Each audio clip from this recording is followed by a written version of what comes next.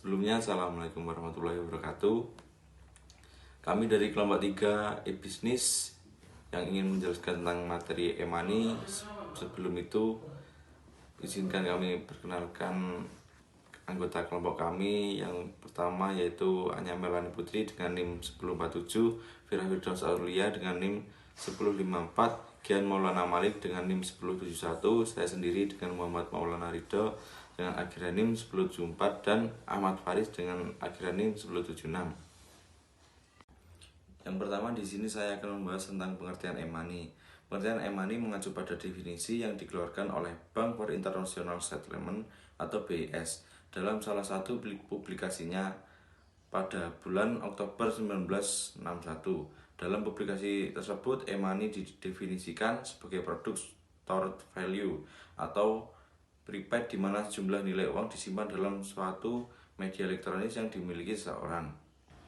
E-money yang dimaksud di sini juga berbeda dengan alat pembayaran elektronis berbasis kartu lainnya, seperti kartu kredit dan kartu debit.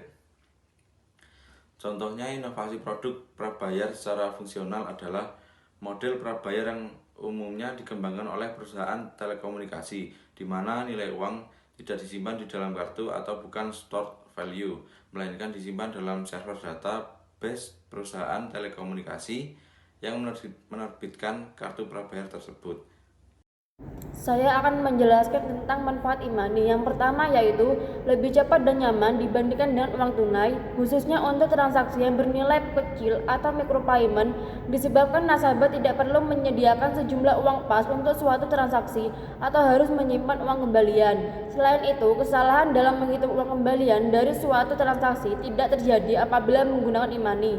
Yang kedua, waktu yang diperlukan untuk menyelesaikan suatu transaksi dengan e-money dapat dilakukan jauh lebih singkat dibandingkan transaksi dengan kartu kredit atau kartu debit, karena tidak harus memerlukan proses otorisasi online, tanda tangan maupun PIN.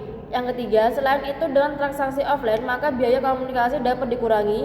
Electronic value dapat diisi ulang ke dalam kartu e-money melalui berbagai sarana yang disediakan oleh issuer. 7. Di sini saya akan menjelaskan tentang aspek teknik e-money. Nah, penggunaan e-money sebagai salah satu alternatif alat pembayaran non-tunai di satu sisi memberi manfaat dan kelebihan dibanding alat pembayaran tunai dan non-tunai lainnya.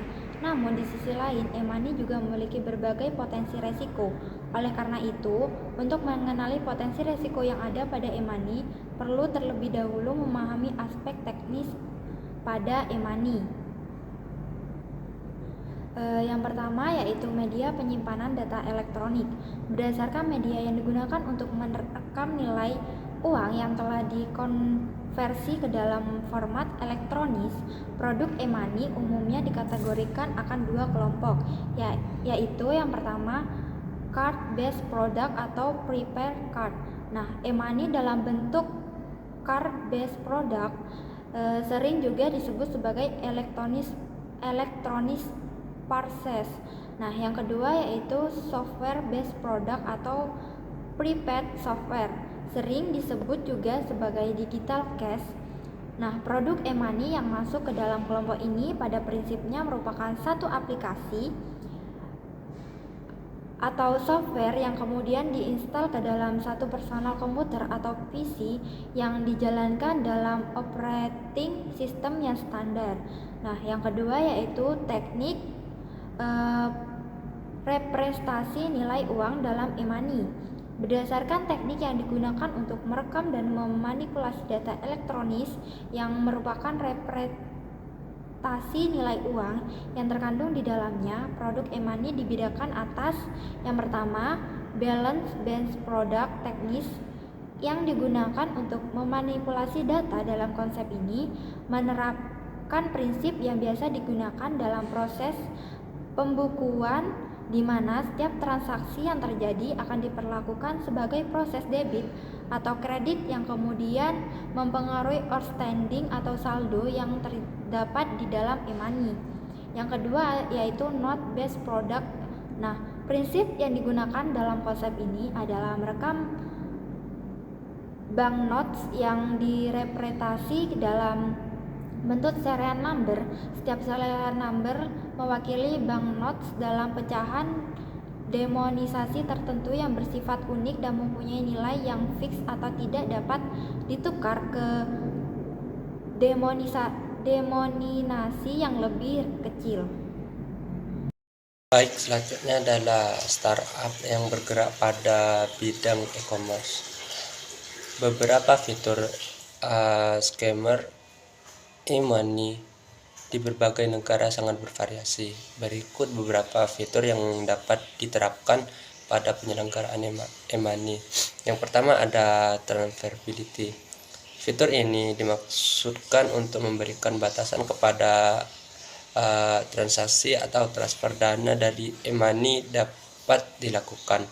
Secara teknis, e-money dapat dikembangkan untuk bisa melakukan transaksi atau transfer dana secara bebas dari satu pemegang kartu ke pemegang kartu lainnya secara offline melalui alat bantu tertentu. Yang kedua ada otonisasi online. Yang dimaksudkan di sini adalah suatu proses validasi oleh penyelenggaraan atau card issuer atas transaksi e-money yang dilakukan oleh pemegang kartu. Fitur online ini bisa diterapkan untuk seluruh transaksi atau dibatasi hanya untuk transaksi-transaksi tertentu saja yang dianggap kritikal, seperti pada saat loading transaksi oleh pemegang kartu atau proses deposit. Yang ketiga ada informasi collection. Fitur ini dimaksudkan untuk memudahkan pelacakan suatu transaksi. Setiap transaksi pembayaran yang menggunakan e-money akan menghasilkan informasi baik yang terkait dengan aspek finansial maupun security. Informasi ini antara lain bisa meliputi nominal transaksi, lokasi, waktu, dan lain-lainnya. Yang keempat ada pengisian ulang. Suatu produk e-money dapat didesain hanya untuk sesekali menggunakan, di mana tidak dapat digunakan lagi apabila dana yang tersimpan pada e-money telah habis.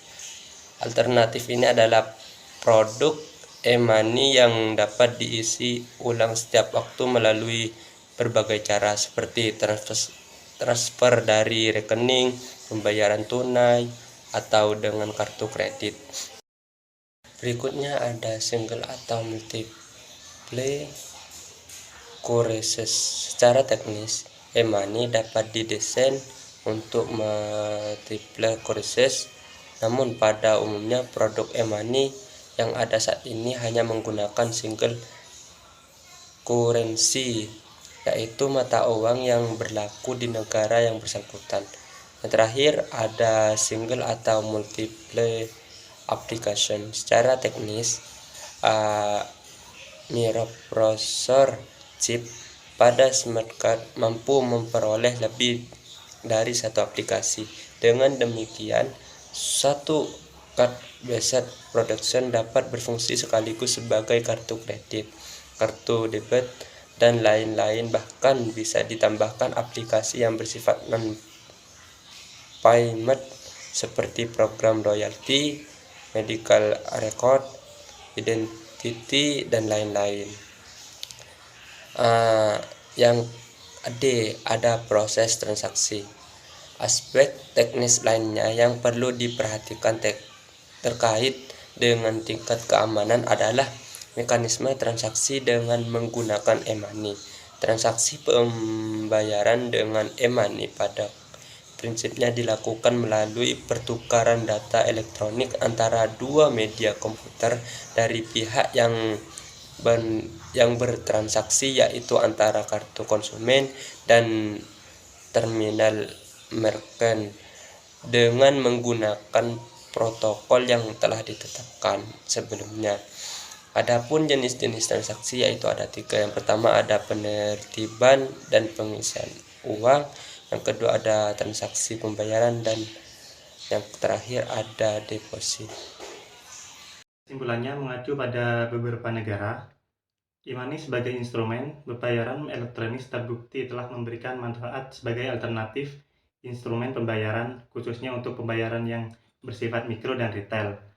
Berdasarkan hal tersebut, e-money juga mempunyai potensi yang sama untuk dikembangkan di Indonesia sebagai alternatif instrumen pembayaran non-tunai, khususnya untuk pembayaran mikro dan retail, sehingga diharapkan dapat mendorong masyarakat Indonesia ke arah less cash society. Sebagai instrumen pembayaran yang bersifat elektronis, e-money memiliki berbagai potensi resiko sebagaimana alat pembayaran elektronis lainnya. Sehingga untuk menjaga kepercayaan masyarakat, pengembangan e-money perlu memberikan security feature untuk melindungi integrity, authenticity, dan confidentiality dari sistem yang digunakan.